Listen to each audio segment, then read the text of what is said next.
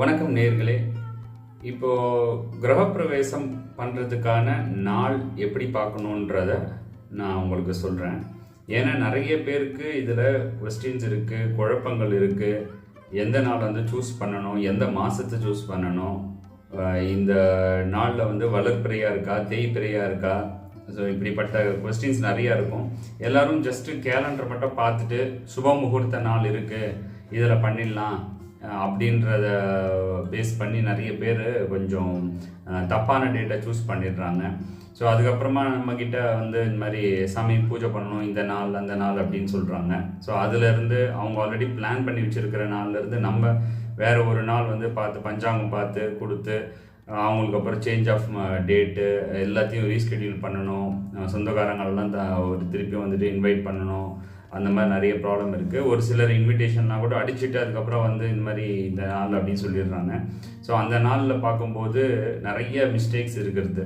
எப்படி இருக்குது பார்த்தீங்கன்னா, யோகம் வந்து மரண யோகமாக இருக்கும்.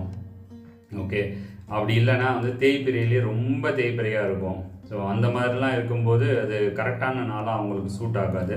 இல்லைன்னா அந்த நாளில் அவங்களுக்கு சந்திராஷ்டமம் அப்படின்றது இருக்கும். ஸோ இந்த மாதிரி ஒரு சில விஷயம்லாம் அவாய்ட் பண்ணுறதுக்காக தான் இந்த ஒரு பதிவை வந்து நான் போடுறேன். எப்படி சூஸ் பண்ணுறது அப்படின்னா, முதல்ல எந்தெந்த மாதங்கள் வந்து பண்ணக்கூடாதுன்றதை நான் கிளியராக சொல்லிடுறேன். எந்தெந்த மாதங்கள் பார்த்தீங்கன்னா, ஆனி, ஆடி, புரட்டாசி, மார்கழி, பங்குனி. ஸோ இந்த 5 தமிழ் மாதத்தையும் கட்டாயமாக நீங்கள் வந்து தவிர்க்க வேண்டிய மாதங்கள். மீதி இருக்கிற மாதங்கள் வந்து 7 மாதங்கள் இருக்குது. அந்த 7 மாதங்கள்லையும் நீங்கள் கிரகப்பிரவேசம் பண்ணலாம். சரி, இப்போ மாதம் தெரிஞ்சிருச்சு. எந்தெந்த நாள் பண்ணக்கூடாதுன்னு பார்த்தீங்கன்னா, செவ்வாய்க்கிழமை, சனிக்கிழமை தவிர்க்கிறது நல்லது. மீதி இருக்கிற நாட்கள்லாம் பண்ணலாம். சரி, ஸோ இப்போ 5 மாதம் தவிர்த்தாச்சு, 2 நாள் தவிர்த்தாச்சு. மீதி நாட்களில் பார்த்தீங்கன்னா கண்டிப்பாக அஷ்டமி, நவமி இது பண்ண வேண்டாம். ஓகே, அஷ்டமி, நவமி, பிரதமை. அந்த பிரதமைன்னு சொல்லுவோம் இல்லையா, பிரதமைன்னா அமாவாசை முடிஞ்சு முதல் நாளோ இல்லைனா வந்துட்டு பௌர்ணமி முடிஞ்சு அந்த முதல் நாளுக்குடைய தான் வந்துட்டு பிரதமைன்னு சொல்கிறோம். ஸோ அந்த பிரதமையை தவிர்க்கிறது நல்லது. மீதி இருக்கிற நாட்கள்லாம் பார்த்தீங்கன்னா விதியை, திருதியை, சதுர்த்தி, பஞ்சமி, சஷ்டி, தசமி, ஏகாதசி, துவாதசி, திரையோதசியிலலாம் பண்ணலாம். ஓகே, ஸோ இப்போ நாட்களும் தெரிஞ்சுக்கிட்டோம், எந்தெந்த மாதமும் தெரிஞ்சுக்கிட்டோம் பண்ணக்கூடாதுன்றது. இதை தவிர மீதி இருக்கிற நாட்கள்லாம் அப்படியே பண்ணிடலாமா அப்படின்னு கேட்டிங்கன்னா, அதில் வளர்ப்பிறை, தேய்பிறைன்றதை பார்க்கணும். இதில் முதல் ப்ரிஃபரன்ஸ் வந்து வளர்ப்பிறை கொடுங்க. 2வது ப்ரிஃபரன்ஸு தேய்பிறை கூட கொடுக்கலாம். தேய்பிறைன்றது உங்களுக்கு பௌர்ணமியிலிருந்து அமாவாசை திருப்பி வரும் இல்லையா, அந்த இருக்கிற நாட்கள் எல்லாமே வந்து தேய்பிறை நாட்கள். இதில் முதல் 5 நாள் அந்த பஞ்சமி வரைக்கும் இருக்கக்கூடிய நாட்களில் வந்து முகூர்த்தம் இருந்தது அப்படின்னா அதில் பண்ணலாம். ஏன் பண்ணலாம் அப்படின்னா, அது சந்திரனோட அந்த பிறை வந்து பௌர்ணமியே முடிஞ்சாலும் இந்த ஒரு 5-6 நாளைக்கு வந்து ஆல்மோஸ்ட் அந்த சந்திரனுடைய அந்த பொழிவு வந்து நல்லாவே இருக்கும். அது வந்து ஆல்மோஸ்ட் வளர்ப்பிறைக்கு உங்களுக்கு என்ன இருக்கோ அந்த மாதிரி ஒரு நாட்களை தான் அது கருதப்படுது. அதனால் நீங்கள் அந்த ஒரு 5 டேஸை வந்து எடுத்துக்கலாம். ஓகே, அதனால் அந்த இப்போ த்விதியை, திருதியை, தேய்பிரையிலேயே த்விதியை, திருதியை, சதுர்த்தி, பஞ்சமி இந்த மாதிரி நாட்கள் வந்தது, அதில் முகூர்த்த நாளாக கொடுத்துருக்குறாங்க அப்படின்னா அந்த நாட்களில் வந்து நீங்கள் கிரகப்பிரவேசம் பண்ணலாம். சரி, இப்போ நீங்கள் ஒரு டேட் வந்து ஃபிக்ஸ் பண்ணிட்டீங்க. நல்ல வளர்ப்பிறையில் இந்த அஷ்டமி, நவமிலாம் இல்லாமல் நல்லா ஒரு நாள், ஒரு திருதியை நாள், 3rd டே அதை வந்து நீங்கள் சூஸ் பண்ணிட்டீங்க.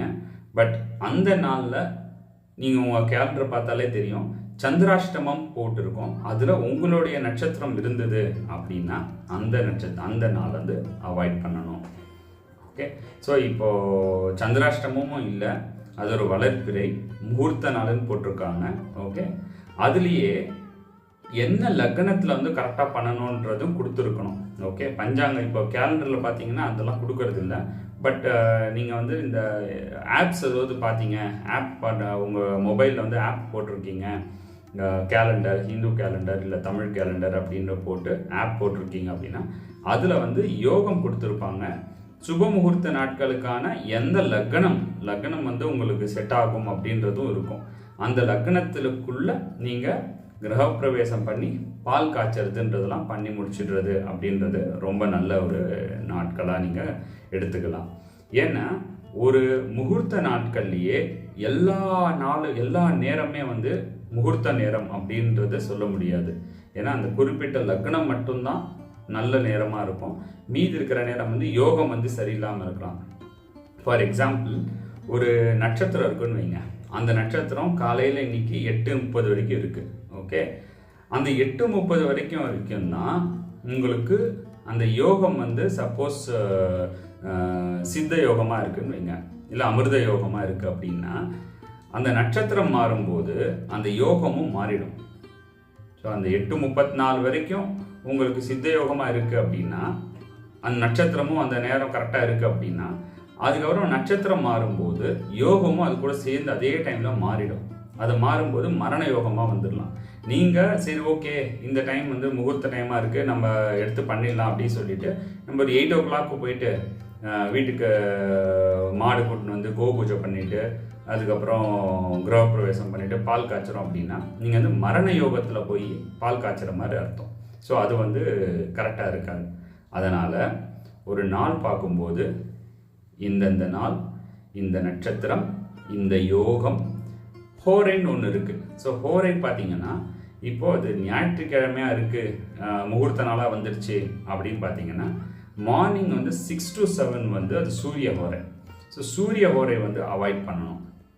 ஓகே, மார்னிங் வந்து 6 o'clock to 7 o'clock வந்து சூரிய ஹோரையை அவாய்ட் பண்ணணும். அது முடிஞ்சு 7 to 8 பார்த்தீங்கன்னா சுக்கிர ஹோரையாக இருக்கும். ஸோ சுக்கிர ஹோரை is a very best time. சுக்கிர ஹோரையோ இல்லை குரு ஹோரை இல்லை சந்திர ஹோரை, ஓகே, புத ஹோரை, இதெல்லாம் வந்து நல்ல ஹோரைகள். அவாய்ட் பண்ணக்கூடிய ஹோரைகள் பார்த்தீங்கன்னா சூரிய ஹோரை, செவ்வாய் ஹோரை, சனி ஹோரை, இந்த மூணுமே வந்து அவாய்ட் பண்ணணும். இது எப்பப்போ வரும்னு பார்த்தீங்கன்னா ஒரு நாள் எடுத்துக்கிட்டீங்க. இப்போ சனிக்கிழமை எப்படி பண்ண போகிறது இல்லை, பட் இப்போது திங்கக்கிழமை எடுத்துக்கிட்டீங்க அப்படின்னா திங்கக்கிழமையில மார்னிங் 6 to 7 வந்து சந்திர ஹோரை தான் இருக்கும். ஓகே, 7 to 8 பார்த்தீங்க அப்படின்னா அந்த சண்டே, அதாவது மண்டே இருக்கு இல்லையா, மண்டேக்கு முன்னாடி பார்த்தீங்கன்னா சனி ஹோரையாக இருக்கும். ஸோ 7 to 8ன்றது வந்துட்டு சனி ஹோரையாக இருக்கும். ஸோ அதையும் அவாய்ட் பண்ணணும். ஓகே, 8 to 9 அப்படின்னு வரும்போது பார்த்தீங்கன்னா மண்டே வந்து 7:30 to 9 வந்து ராகு காலம். ஸோ 8 to 9 பார்க்கும்போது அது வந்து குரு ஹோரையாக இருக்கலாம். ஆனால் 8 to 9ன்றது ராகு காலத்து டைமில் வந்துடுது, அப்போ பண்ண முடியாது. அப்போ மீதி இருக்கிற டைம் வந்து 9 to 10:30 இருக்கலாம். ஸோ 9 to 10:30ன்றது வந்து தேர்ஸ்டே, இப்போ குரு ஹோரையாக இருக்குது 8 to 9, 9 to 10 வந்து பார்த்தீங்கன்னா அதுக்கப்புறம் திருப்பியும் செவ்வாய் ஹோரையாக வந்துடும். ஸோ அதில் பண்ண முடியாத மாதிரி இருக்கும்.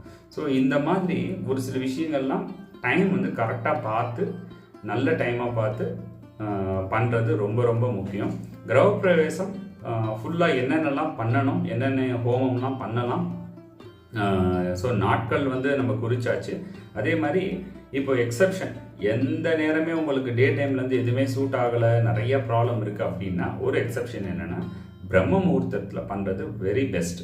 பிரம்ம முகூர்த்தம்னா காலையில் அந்த 3:30-4 மணிலேருந்து 6 மணி சூரிய உதயம் வர வரைக்கும் உங்களுக்கு பிரம்ம முகூர்த்தம் இருக்கும். அந்த பிரம்ம முகூர்த்தத்தில் கட்டாயமாக நீங்கள் வந்து பண்ணலாம். அதுக்கு வந்துட்டு இந்த நட்சத்திரம் வந்து பெரிய தோஷமாக இருக்காது. அதனால் அந்த முகூர்த்தத்தை வச்சு நீங்கள், அதனால தான் பார்த்தீங்கன்னா நிறைய பேர் கிரகப்பிரவேசம் பண்ணும்போது மார்னிங், ஏர்லி மார்னிங்காக அந்த 4:30 to 6 இல்லைன்னா அந்த 4 to 5:30, 4 to 6 அப்படின்ற மாதிரி வச்சுருவாங்க. அது ரொம்ப ரொம்ப நல்ல டைமு. நீங்கள் பெருசாக வந்துட்டு கன்ஃபியூஸ் ஆகிறதுக்கு அவசியமும் இல்லை. அந்த டைமில் இன்னொரு அட்வான்டேஜ் என்னென்னு பார்த்தீங்கன்னா, நீங்கள் உங்கள் ஃப்ரெண்ட்ஸு, உங்கள் கெஸ்ட் எல்லாருமே கூப்பிட்டுருந்தீங்க அப்படின்னா அந்த டைம் கூட அந்த பூஜை வேலையெல்லாம் முடிச்சுட்டு உங்களுடைய ஃப்ரெண்ட்ஸு, கெஸ்ட், ஃபேமிலி மெம்பர்ஸு எல்லாருமே வந்து நீங்கள் அக்காமடேட் பண்ணலாம். ஸோ அந்த டைம் முடிஞ்சதுக்கப்புறம் நீங்கள் ஃப்ரீ ஆகிடுவீங்க. ஸோ பூஜையை வந்து நீங்கள் நல்லா கான்சன்ட்ரேட் பண்ணணும். யார் பண்ணாலும் சரி, எப்படி எந்த ஐயர் வந்து பண்ணாலும் சரி, கிரகப்பிரவேசம் பண்ணும்போது ஃபுல் கான்சன்ட்ரேஷன் அந்த பூஜையிலையும் அந்த ஹோமத்துலேயும் அந்த வாத்தியார் இல்லை ஐயர் வந்து சொல்லக்கூடிய அந்த மந்திர உச்சரிப்புகள்லையும் அவர் சொல்லக்கூடிய அந்த டெஃபினேஷன்ஸ், எதெல்லாம் எதுக்கு பண்ணுறோம், இந்த ஹோமம் எதுக்கு பண்ணுறோம், இந்த பூஜை எதுக்கு பண்ணுறோன்றதெல்லாம் க்ளீனாக கேட்டு நல்லா வந்து இன்வால்மெண்ட்டோடு நீங்கள் வந்து அந்த பூஜையை பண்ணும்போது அதோடைய பலன் வந்து ரொம்ப நிறையா இருக்கும்.